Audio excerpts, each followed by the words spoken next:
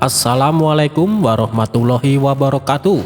Apa kabar sobat radio malam? Semoga kita semua dalam keadaan sehat, dilancarkan rezekinya dan diberi keberkahan dunia dan akhirat. Amin ya robbal alamin. Pohon yang bisa berbicara. Karena seringnya membongkar kasus penipuan, membuat komandan prajurit mendapat penghargaan dari Baginda Raja. Dan berkat sepak terjang sang komandan, maraknya kasus penipuan berangsur-angsur menurun. Saat prosesi pemberian penghargaan berlangsung, Baginda Raja berkata, "Kamu hebat, tidak salah aku mengangkatmu sebagai komandan," puji Baginda Raja. Ia pun memberikan hadiah 50.000 dinar sebagai penghargaan atas jasa sang komandan. "Cara apa yang kamu gunakan sehingga bisa dengan cepat memberantas banyak kasus penipuan?" tanya Baginda Raja. Dengan sombongnya sang komandan menjawab, "Itu mudah saja Paduka. Saya sudah tahu berbagai macam trik tipuan, makanya dengan mudah bisa saya tuntaskan. Saya ini orangnya tidak bisa ditipu Paduka," ucap sang komandan. Baginda Raja pun memuji kinerjanya sebagai komandan prajurit yang berprestasi.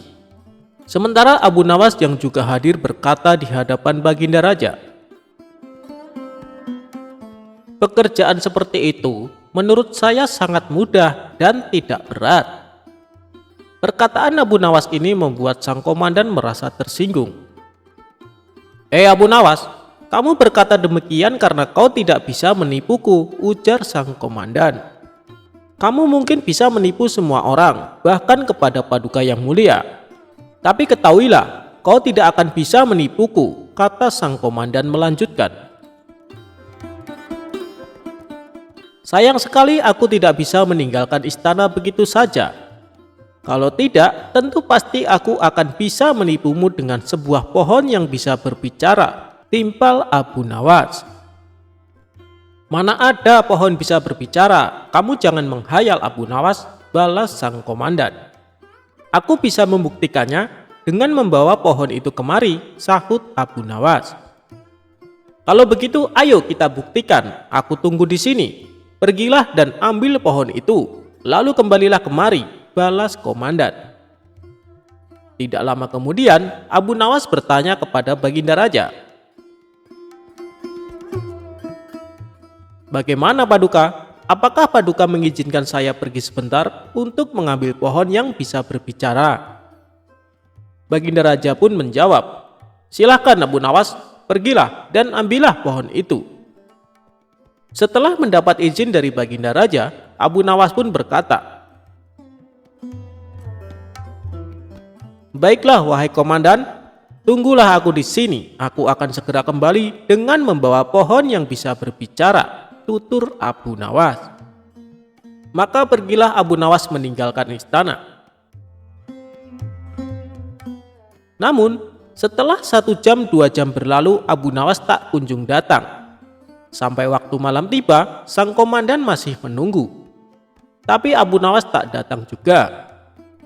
Karena dirasa Abu Nawas tidak akan datang, sang komandan berkata kepada Baginda Raja, "Sepertinya Abu Nawas tidak berani datang Paduka.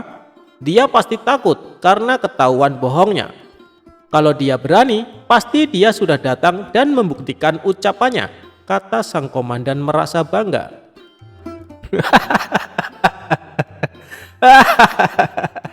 Baginda Raja justru tertawa mendengar pengakuan komandan istana. "Ampun Paduka yang mulia, kenapa Paduka malah tertawa?" tanya sang komandan merasa heran.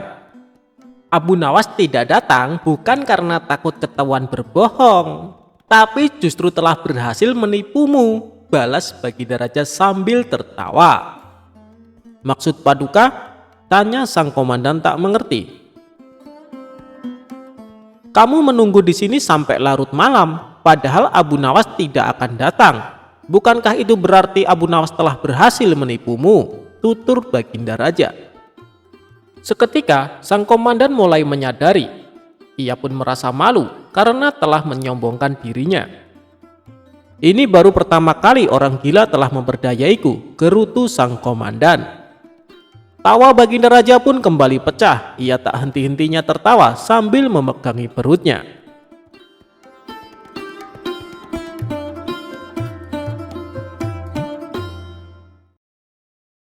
Mencari kambing besar bertanduk lebar.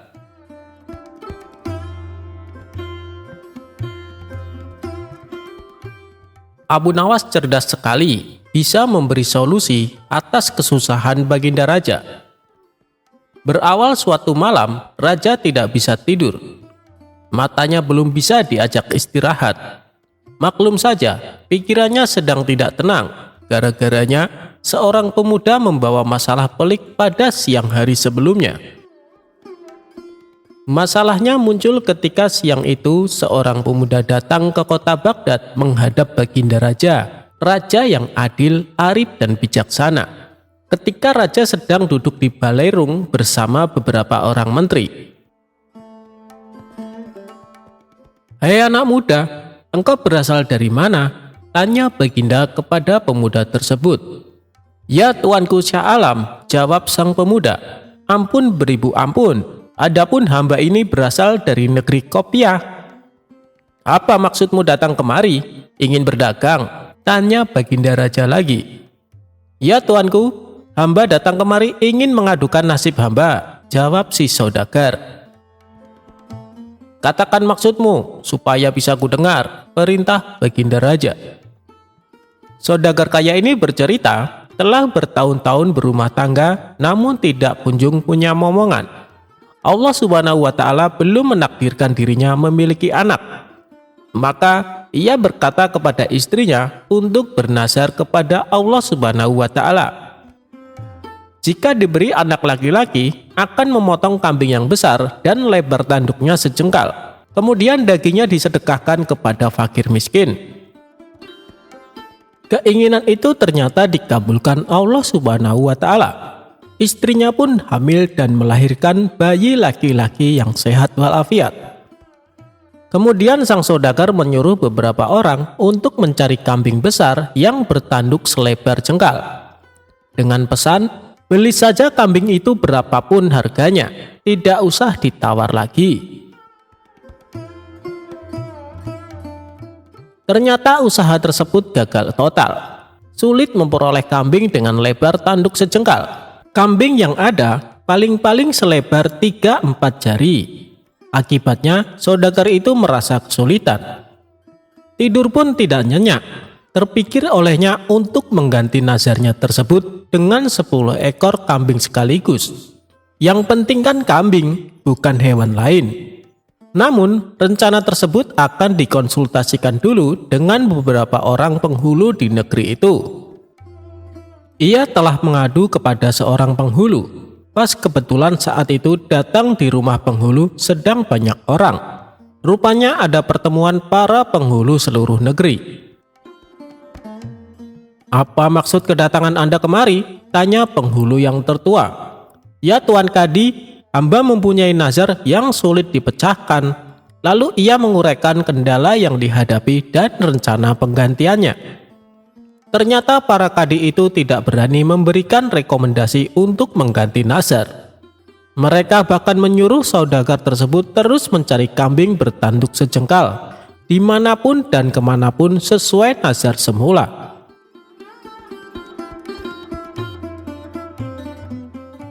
"Kami semua tidak berani menyuruh menggantinya dengan yang lain-lain," ujar mereka.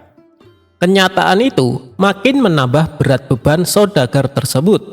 Ia pun mohon diri pulang ke rumah. Nah, itu sebabnya dia memutuskan menghadap Baginda Raja. "Hamba mohon petuah dan nasihat Baginda Raja agar hamba dapat mengerjakan nazar hamba itu dengan sempurna," tutur saudagar itu kepada Baginda dengan nada mengiba.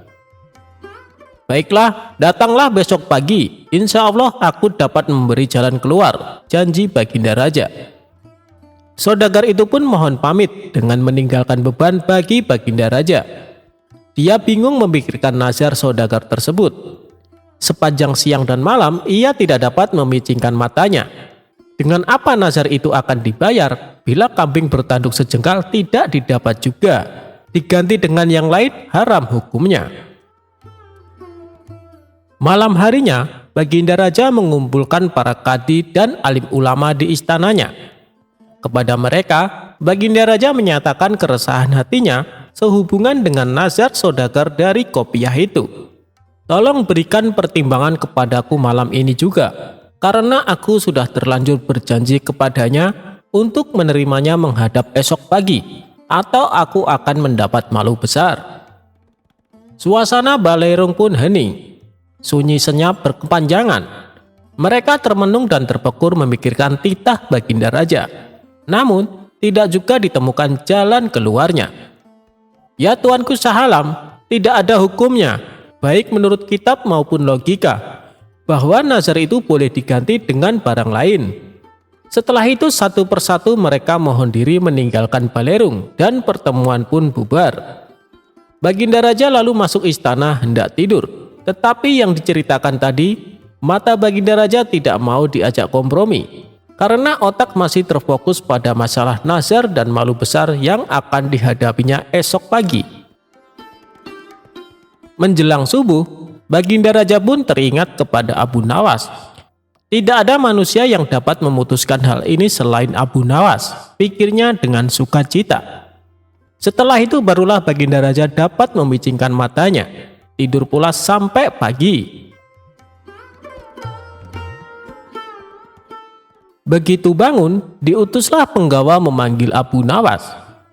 Setelah Abu Nawas tiba di hadapannya, Baginda Raja pun mengutarakan perihal nazar saudagar dari negeri Qopiyah itu dan semua usaha yang sudah ditempuhnya, serta malu besar yang akan didapatnya sebentar lagi. Karena para kadi dan orang alim seluruh negeri ini tidak dapat memberikan jalan keluar.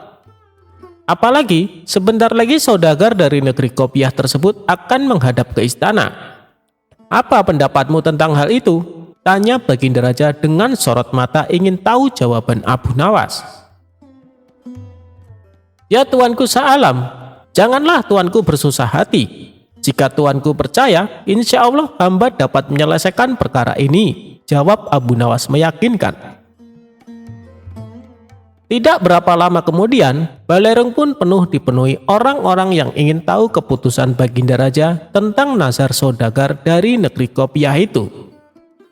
Baginda Raja memanggil saudagar tersebut dan memerintahkan Abu Nawas memecahkan masalah itu. Hai saudagar, bawalah kemari anakmu dan seekor kambing yang besar badannya, kata Abu Nawas. Mendengar perkataan Abu Nawas itu, semua orang terheran-heran, termasuk Baginda Raja dan si saudagar itu. Apa maksud Abu Nawas kali ini? Pikir mereka. Si saudagar itu menyatakan kesediaannya membawa anak dan seekor kambing yang paling besar, serta mohon pamit pulang ke negeri Qopiyah. Baginda Raja masuk ke istana, melanjutkan tidurnya, dan pertemuan pagi itu pun bubar. Sesuai janjinya, saudagar itu pun datang kembali ke Baghdad beberapa hari kemudian. Ia membawa istri, anak, dan seekor kambing, langsung menghadap Baginda Raja di istana. Datang juga engkau kemari, hai saudagar. Tunggulah sebentar, aku akan kumpulkan penghulu dan rakyat. Kemudian Baginda Raja memerintahkan memanggil Abu Nawas. Sementara Abu Nawas ketika mengetahui dijemput ke istana, ia pura-pura sakit. Baginda Raja yang diberitahu hal itu memaksa agar Abu Nawas dibawa dengan kereta kerajaan. Maka berangkatlah Abu Nawas ke istana dengan mengendarai kereta kencana yang ditarik 2 ekor kuda. Mengapa kau terlambat datang kemari? Tanya Baginda Raja. Ya Tuanku, hamba terlambat datang karena hamba sakit kaki, jawab Abu Nawas.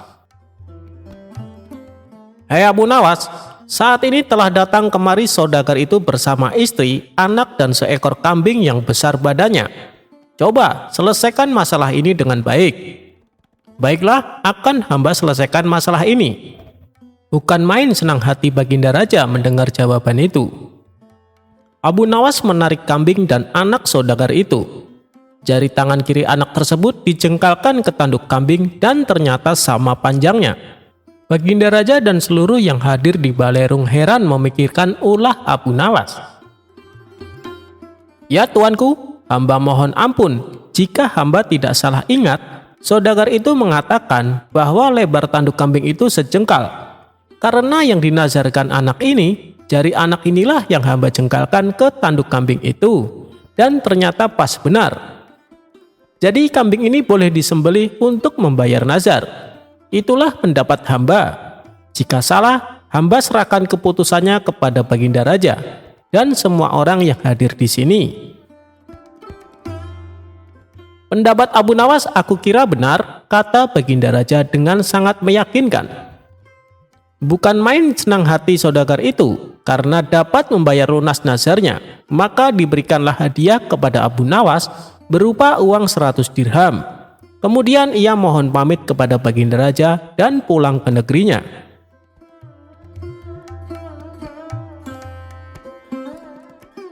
Tuan Hakim mengaku kalah cerdas dengan Abu Nawas. Abu Nawas suatu hari sedang melihat-lihat kebunnya yang sudah lama tidak terurus. Ketika asyik di dalam kebun, tiba-tiba ada seseorang yang masuk. "Hei, ngapain kau masuk ke kebunku?" ujar seseorang lelaki yang dijuluki Tuan Tanah kepada Abu Nawas. Abu Nawas pun kaget dan langsung membantahnya. "Apa? Ini kebun milikku tahu, kau jangan mengaku-ngaku," ucapnya. Tapi si Tuan Tanah sangat kekeh. Dia mengatakan kebun tersebut miliknya. Begitu juga dengan Abu Nawas. Keributan pun tidak bisa dihindari. Keduanya sama-sama tidak mau mengalah. Dikarenakan pada zaman itu tidak ada yang namanya sertifikat tanah, jadi Abu Nawas tak mempunyai bukti yang kuat atas kepemilikan kebun tersebut.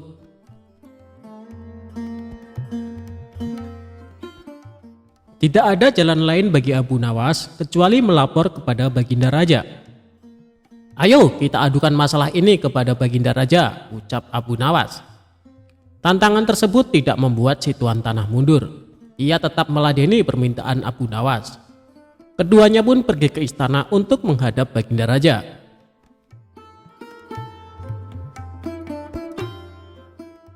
Abu Nawas pun mengadu, "Wahai Paduka yang mulia, hamba mempunyai kebun di suatu daerah, tapi tiba-tiba dia mengaku-ngaku kalau kebun tersebut miliknya," kata Abu Nawas. "Ini masalah rumit Abu Nawas. Supaya masalahnya bisa diputus secara adil, maka meski ditangani hakim yang bijaksana," ujar Baginda Raja angkat tangan. "Saya setuju Baginda Raja," balas Abu Nawas. Tapi yang menjadi persoalannya adalah siapa yang bisa menjadi hakimnya, sebab ini bukan perkara mudah. Biasanya kalau ada urusan ruwet seperti ini, Abu Nawaslah solusinya. Tapi kini justru dia sendiri yang mempunyai perkara. Jadi harus dicari hakim yang selevel dengan Abu Nawas untuk menangani kasus ini. Baginda Raja akhirnya mendapat hakim yang paling baik reputasinya di kota Baghdad. Hakim ini terkenal cerdas dan berwibawa. Orang-orang yang perkaranya ditangani olehnya selalu puas dengan hasil keputusannya. Baginda Raja yakin hakim ini pasti akan memutuskan perkara dengan seadil-adilnya. Maka pada hari yang sudah ditentukan, sidang pun dilakukan di salah satu ruang istana. Dalam sidang itu, selain pihak yang bersengketa, hadir juga Baginda Raja. Rupanya ingin tahu siapa sesungguhnya yang mengaku-ngaku dan menjadi biang kerok masalah ini. Baginda Raja yakin kalau klaim Abu Nawas atas kebunnya tidak mengada-ngada. Tetapi sangat sulit bagi dirinya untuk begitu saja memenangkan Abu Nawas sebelum sidang dimulai.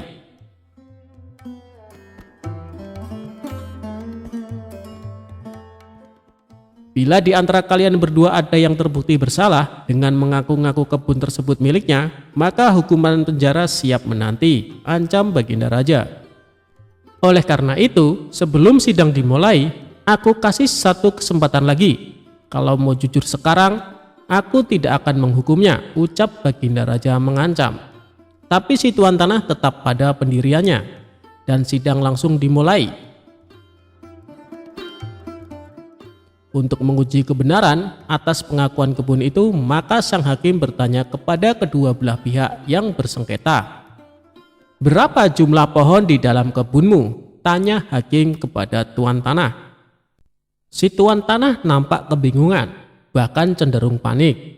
Sedangkan Abu Nawas terlihat lebih tenang, padahal dia sendiri tidak tahu jumlah pohon yang ada di kebunnya, karena tak pernah menghitungnya.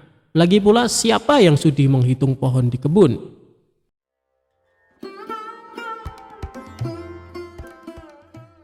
Setelah terdiam agak lama, hakim kembali berkata kepada si tuan tanah, "Bagaimana mungkin Anda mengaku kebun tersebut milik Anda, sementara tidak mengetahui jumlah pohonnya?" Si tuan tanah hanya menunduk dalam-dalam. Ia tampaknya grogi berat. Melihat tuan tanah ini, hakim dan Baginda Raja makin yakin kalau si tuan tanahlah yang berbohong.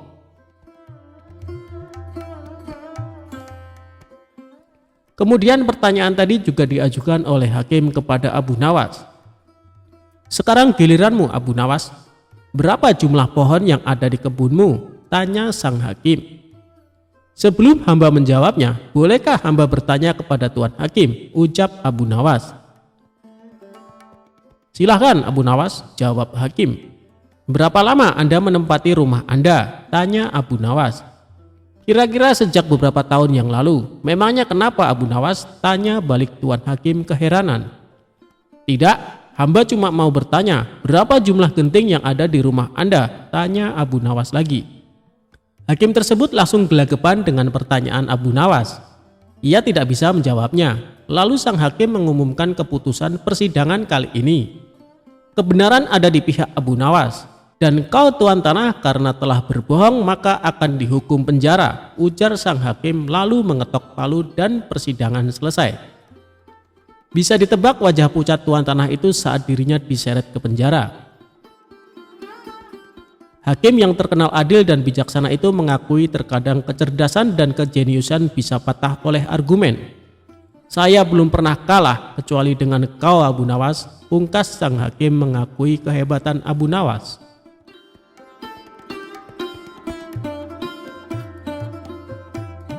Abu Nawas memantati raja. Pada suatu sore ketika Abu Nawas ke warung teh, kawan-kawannya sudah lebih dulu berada di sana. Ternyata mereka sengaja menunggu Abu Nawas. "Nah, ini dia Abu Nawas datang," kata salah satu seorang dari mereka. "Ada apa?" kata Abu Nawas sambil memesan secangkir teh hangat. "Kami tahu engkau selalu bisa melepaskan diri dari perangkap-perangkap raja. Tetapi kami yakin kali ini engkau pasti dihukum Baginda Raja bila engkau melakukannya." Kawan-kawan Abu Nawas membuka percakapan. "Apa yang harus kutakutkan? Tidak ada sesuatu apapun yang perlu ditakuti kecuali Allah," kata Abu Nawas menantang. "Selama ini belum pernah ada seorang pun di negeri ini yang berani memantati Baginda Raja. Bukankah begitu, hai Abu Nawas?" tanya kawan Abu Nawas. "Tentu saja tidak ada yang berani melakukan hal itu, karena itu pelecehan yang amat berat. Siapa saja yang melakukan pasti akan dipancung," kata Abu Nawas memberitahu. "Itulah yang ingin kami ketahui darimu. Beranikah engkau melakukannya?" tanya temannya yang lain. "Sudah kukatakan bahwa aku hanya takut kepada Allah saja. Sekarang apa taruhannya bila aku bersedia melakukannya?" Abu Nawas balik bertanya. 100 keping uang emas. Selain itu, Baginda harus tertawa pada saat engkau pantati," tantang mereka. Bukan Abu Nawas namanya jika tidak bisa menyelesaikan suatu masalah. Ia menyanggupi tawaran yang amat berbahaya itu dan kembali pulang ke rumahnya. Kawan-kawan Abu Nawas merasa tidak yakin Abu Nawas sanggup untuk memantati Baginda Raja dan membuat Baginda Raja tertawa. Karena tantangan ini sangat berat, maka kali ini Abu Nawas pun harus berhadapan dengan Algojo pemenggal kepala.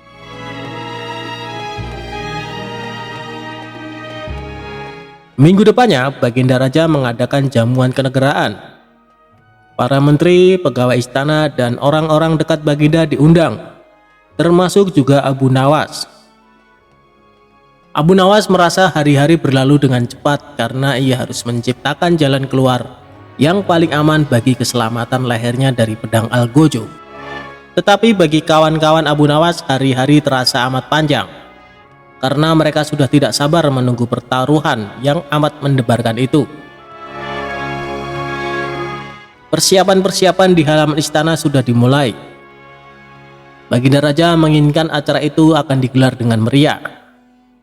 Baginda tidak ingin mengecewakan para tamunya, terkhusus untuk raja-raja dari negeri sahabat yang datang.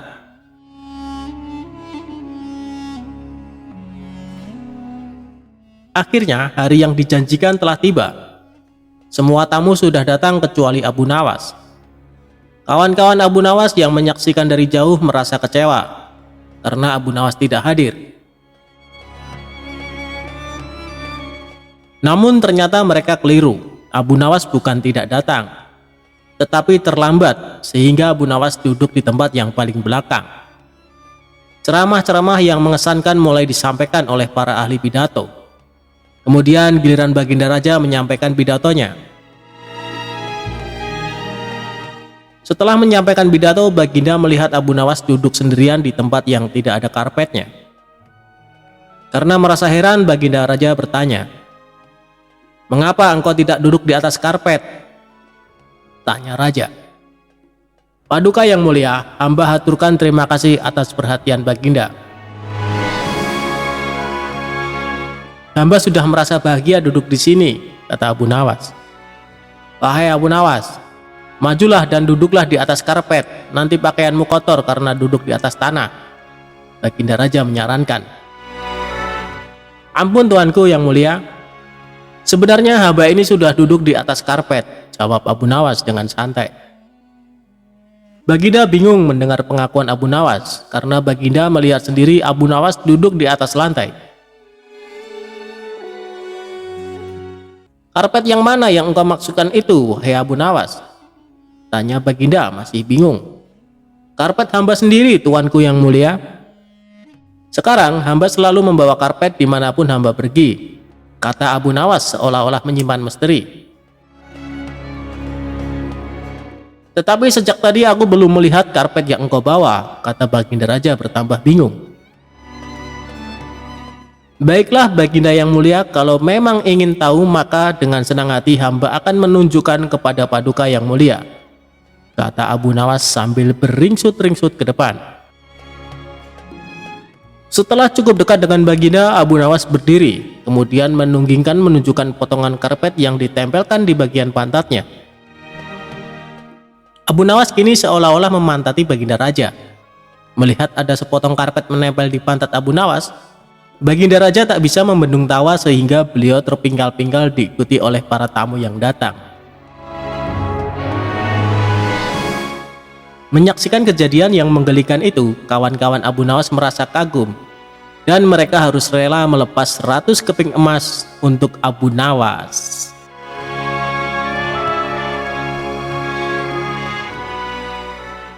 Cara Abu Nawas merubah rumah sempit terasa luas. Sudah lama Abu Nawas tidak dipanggil ke istana untuk menghadap Baginda. Abu Nawas juga sudah lama tidak muncul di kedai teh.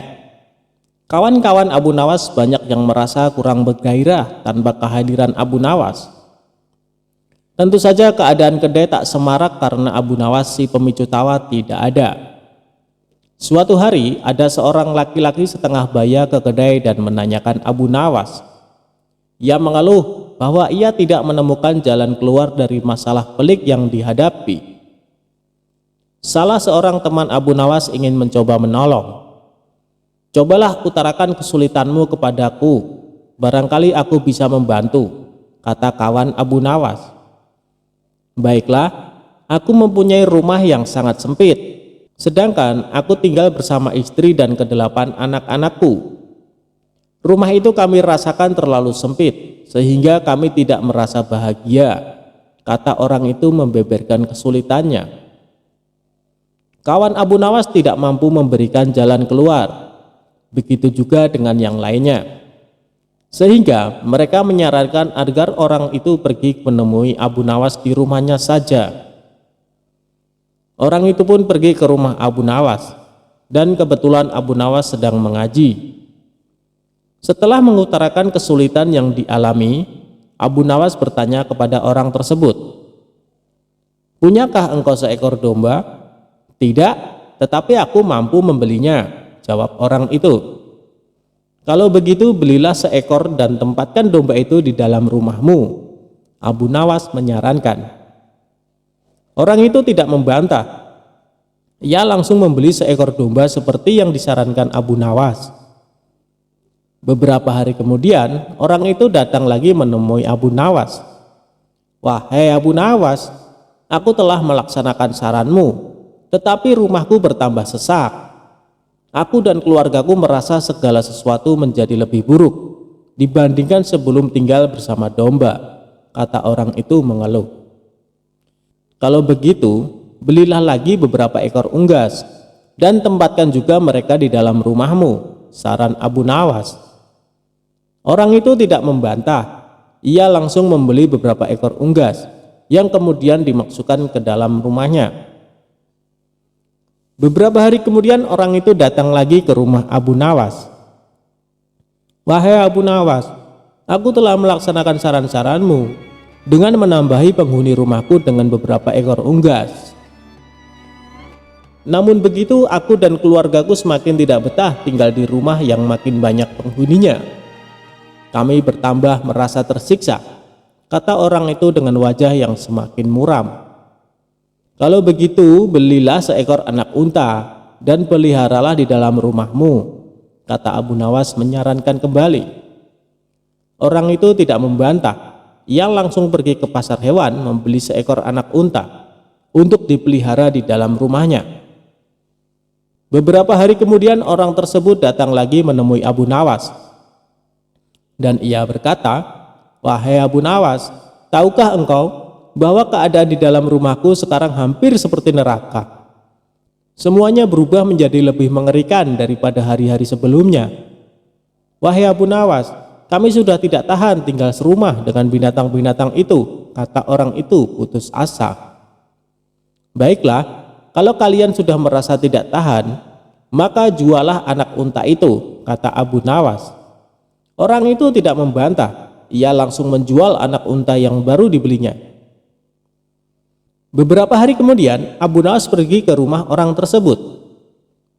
"Bagaimana keadaan kalian sekarang?" Abu Nawas bertanya. "Keadaannya sekarang lebih baik karena anak unta itu sudah tidak lagi tinggal di sini," kata orang itu tersenyum. "Baiklah, kalau begitu sekarang jualah unggas-unggasmu," kata Abu Nawas. Orang tersebut tidak membantah. Ia langsung menjual unggas-unggasnya. Beberapa hari kemudian Abu Nawas mengunjungi orang itu lagi. "Bagaimana keadaan rumah kalian sekarang?" Abu Nawas bertanya. "Keadaannya sekarang lebih menyenangkan karena unggas-unggas itu sudah tidak tinggal bersama kami," kata orang itu dengan wajah ceria. "Baiklah kalau begitu sekarang jualah domba itu," kata Abu Nawas. Orang itu tidak membantah. Dengan senang hati ia langsung menjual dombanya. Beberapa hari kemudian Abu Nawas bertamu ke rumah orang itu. Ia bertanya, "Bagaimana keadaan rumah kalian sekarang?" "Kami merasakan rumah kami bertambah luas karena binatang-binatang itu sudah tidak ada lagi tinggal bersama kami. Dan kami sekarang merasa lebih bahagia daripada sebelumnya. Kami mengucapkan terima kasih yang tak terhingga kepadamu, hai Abu Nawas," kata orang itu dengan wajah berseri-seri. Sebenarnya, batas sempit dan luas itu tertancap dalam pikiranmu. Kalau engkau selalu bersyukur atas nikmat dari Tuhan, maka Tuhan akan mencabut kesempitan dalam hati dan pikiranmu, kata Abu Nawas menjelaskan. Sebelum Abu Nawas pulang, ia bertanya kepada orang itu, "Apakah engkau sering berdoa?" "Ya," jawab orang itu. "Ketahuilah bahwa doa seorang hamba tidak mesti diterima oleh Allah. Karena manakala Allah membuka pintu pemahaman kepada engkau, ketika Dia tidak memberi engkau, maka ketiadaan pemberian itu merupakan pemberian yang sebenarnya.